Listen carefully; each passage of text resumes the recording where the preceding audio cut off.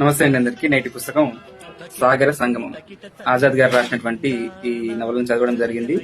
ఇది కేవలం ఒక అమ్మాయికి అబ్బాయికి సంబంధించిన ప్రేమ కాదు. ఇందులో ఒక తండ్రి ప్రేమ, ఒక గురువు ప్రేమ, అదేవిధంగా ఒక ఫ్రెండ్ ప్రేమ, అందరి ప్రేమలు కలగలిపినటువంటి పుస్తకం ఇది. నిజంగా రెండు నదులు ఒక చోట కలిసి ఏ విధంగా సంగమించుకుంటాయో ఆ విధంగా ఉండింది. ఇందులో ప్రతి పాత్ర కూడా అందరికి నచ్చుతుంది. ఏ పాత్ర కూడా మనకు నెగిటివ్ అనిపించదు.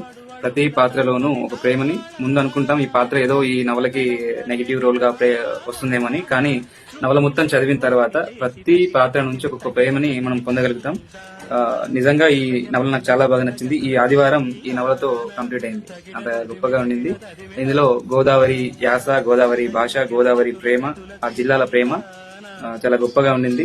సంక్రాంతి అనగానే మనం ఆ సంక్రాంతి పండుగ రోజు వచ్చేటటువంటి సంక్రాంతి సినిమా మూవీ వచ్చిన తర్వాత సంక్రాంతి ఈ విధంగా ఉంటుంది అనుకుంటాం, కానీ ఇందులో సంక్రాంతి గురించి పూర్తిగా చూపించారు. అది బాగా నచ్చింది.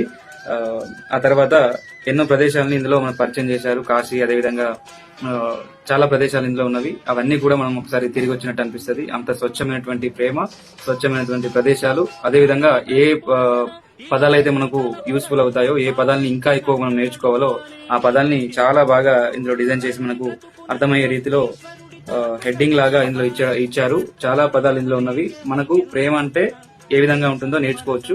ఇప్పటివరకు ప్రేమ అంటే మనకు తెలుసు, కానీ ఇంకా బాగా ప్రేమ గురించి తెలుసుకోవాలంటే మాత్రం ఖచ్చితంగా ఈ సాగర సంగమాన్ని చదవాల్సిందే. ఇందులో సాగర్ తన వ్యక్తిత్వం, అదేవిధంగా సరి యొక్క ప్రేమ, వీరిద్దరికి ఏ విధంగా కుదిరింది, వీళ్ళ జర్నీ ఏంటో మనం తెలుసుకోవాలంటే ఖచ్చితంగా ఈ పుస్తకం చదవాల్సిందే. తప్పకుండా దీన్ని చదవాలని కోరుతూ చదువుతారని ఆశిస్తూ థ్యాంక్ యూ. ముఖ్యంగా గోదావరి జిల్లాలో ఉన్నటువంటి ప్రేమ, అనురాగం, ఆప్యాయత మనకు ఈ పుస్తకం ద్వారా తెలుస్తుంది. జీవితంలో ఒక్కసారైనా గోదావరి జిల్లాలను ఎక్స్ప్లోర్ చేయాలి. అక్కడికి వెళ్లి కనీసం ఒక వారం రోజుల పాటైనా ఉండే విధంగా ప్లాన్ చేసుకుంటారని కూడా ఈ పుస్తకం తర్వాత మనకు అర్థమవుతుంది. తప్పకుండా దీన్ని చదవాలి. Thank you.